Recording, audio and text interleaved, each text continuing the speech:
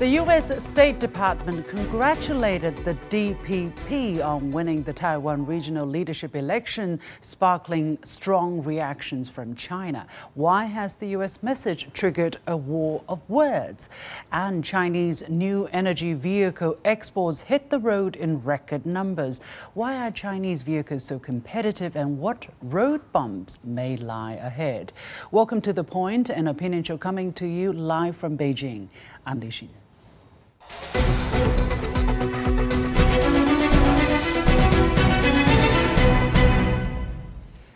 China strongly deplores and firmly opposes the U.S. State Department's comments on the election results in China's Taiwan province.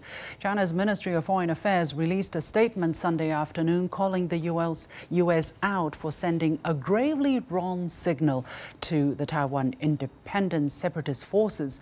China's Ministry of Foreign Affairs, Wang Yi, also said during his visit to Egypt that Taiwan's independence has never been possible in the past and won't be possible in the future.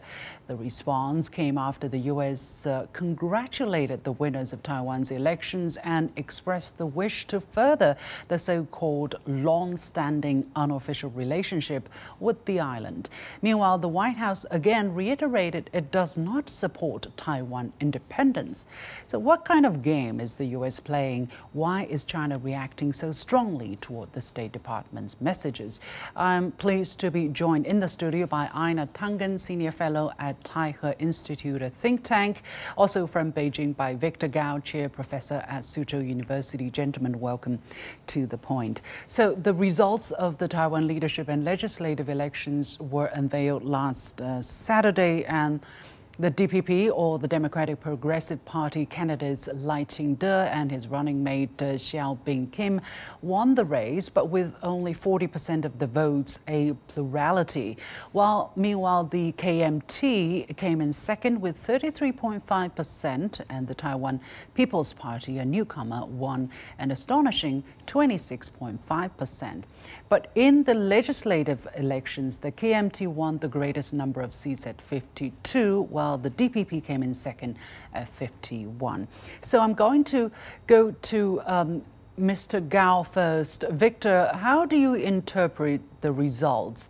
The drop of votes from 57% 4 years ago in 2020 for DPP to currently 40% voters voting for the DPP. Does the DPP win represent the mainstream public opinion on the island? Thank you very much for having me. The local leadership election in Taiwan came and went. The results have been announced, and the DPP candidates seemingly have been elected the next leaders of Taiwan. That in itself will not dictate the fate of Taiwan going forward. It will not dictate the status of the cross-strait relations, because there is only one thing which can dictate the fate of Taiwan and the cross-strait relations. That is the one China policy and Taiwan being part of China. That's the megatrend of our time. Whatever local government leadership reshuffle or whatever they will do going forward will not change that megatrend. That is the status of Taiwan being part of China. From the Chinese perspective, the fact that the DPP candidates only got up to about 40% of the votes is a strong indication that they did not represent the overwhelming majority of the people in Taiwan. And the fact that they didn't even win a majority in the votes in the LegCo also is a firm indication that the decrease in the people supporting DPP is dramatically accelerating. And that's actually viewed in a positive way. However, rather than counting all these votes back and forth, I think China needs to be very firm on one principle only. That is, separatism in Taiwan is anti-peace, anti-prosperity, anti-stability. There should be a line drawn in the sense that whatever the DPP leaders will do as the next leader of Taiwan will not cross this red line. Otherwise, they will be instigating hostilities. and eventually they'll be the culprit leading towards confrontation. And Okay. they should be held responsible for crossing the red line. Yeah. Aina, let me ask you your reaction towards what China initially said following the results that came out late Saturday, noting that Taiwan is part of Taiwan is China's Taiwan. Chen Binghua, a spokesperson for the State Council Taiwan Affairs Office, said following elections that the mainland will work with the relevant political parties, groups and people from various sectors in Taiwan to boost cross-strait exchanges and cooperation, exchange cross-strait integrated development, jointly promote Chinese culture and advance the peaceful development of cross-strait relations as well as the cause of national reunification. So what is China for and what is China against here? Well, China's against outside interference, especially from the U.S., which seems to be gaslighting Beijing. On one hand, they say, oh, you know, we're not doing anything different, yet they're congratulating the leaders of Taiwan as if they are an independent country. That is wrong. It was called out.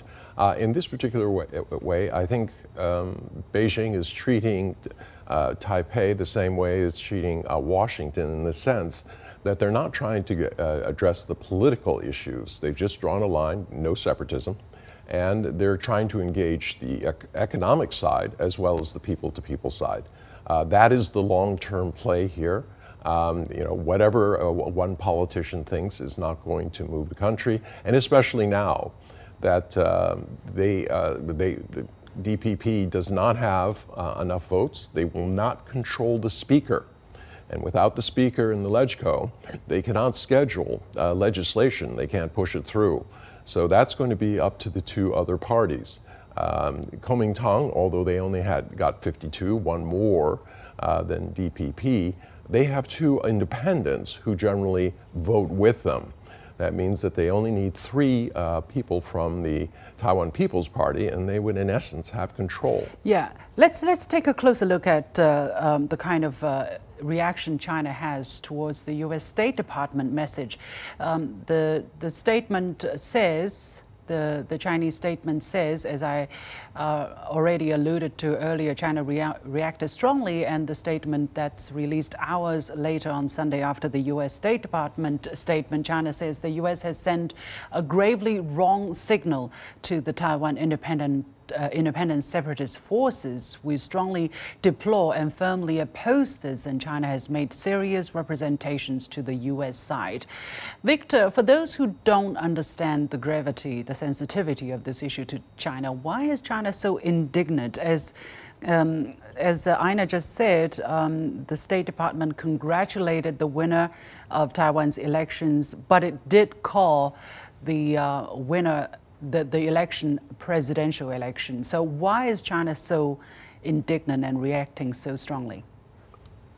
First of all, I think the United States is talking the talk but walking completely different walk. They keep saying that they still follow the one China policy, but in substance, what they have been doing is to hollow out as much as they can the one China policy, turn Taiwan increasingly into a quasi-independent entity, which is a serious violation of the one China policy.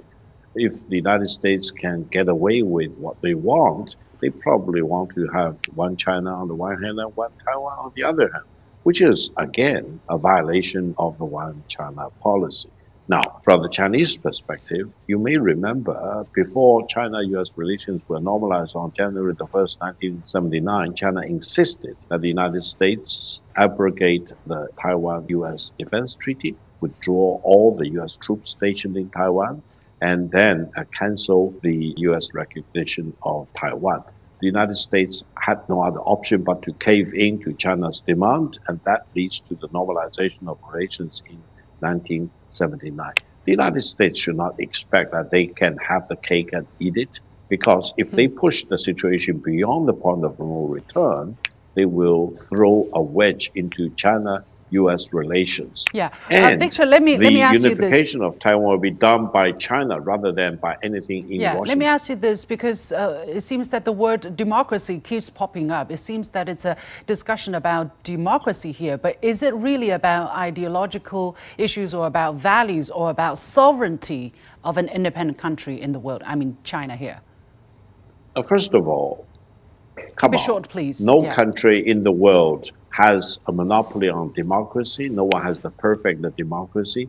And for Taiwan to say, for the separatists in Taiwan to say, I have a democratic system, therefore I want to be separate and independent. No way. They have a brick wall to bump their heads into.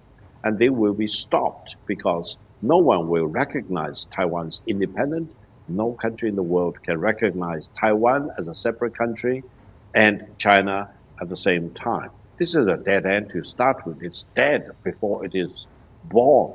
So this is what I hope the United States will not waste their resources, because eventually they will not succeed. Finally, what is the United States' strategic goal here? Because on December the 8th, 2021, Assistant Secretary of Defense for Indo-Pacific Security Affairs of the U.S. government of the Biden administration, Eli Ratner, told the world in a congressional hearing that Taiwan is located at a critical node within the First Island chain, anchoring a network of U.S. allies and partners stretching from the Japanese archipelago down to the Philippines and into the South China Sea. This is critical to the region's security and critical to the defense of vital U.S. interests in the Indo-Pacific. So, Aina, what kind of strategic thinking does the U.S. have by keeping its involvement in the Straits?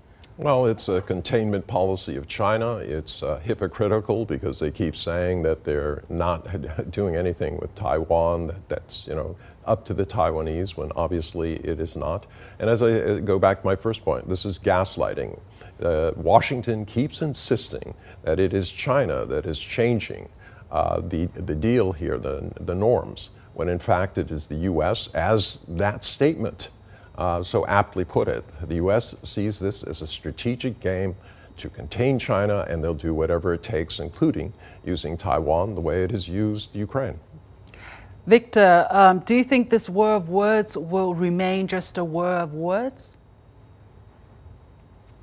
No, I think there is firm indication that the United States want to turn the separatists in Taiwan into their proxies, and they probably will have no qualm if, for example, they eventually will instigate a confrontation across the two sides of the Taiwan Strait, so that the United States can climb up to the top of the mountain to claim that they have the truth, etc. And then they want to throw a wedge into China's development as well as China's Taiwan provinces development. They can hollow out Taiwan, moving all the semiconductor businesses to the United States, etc. However, I think this is purely their own calculation, because eventually it will fail. No one can block China in the real sense of the word.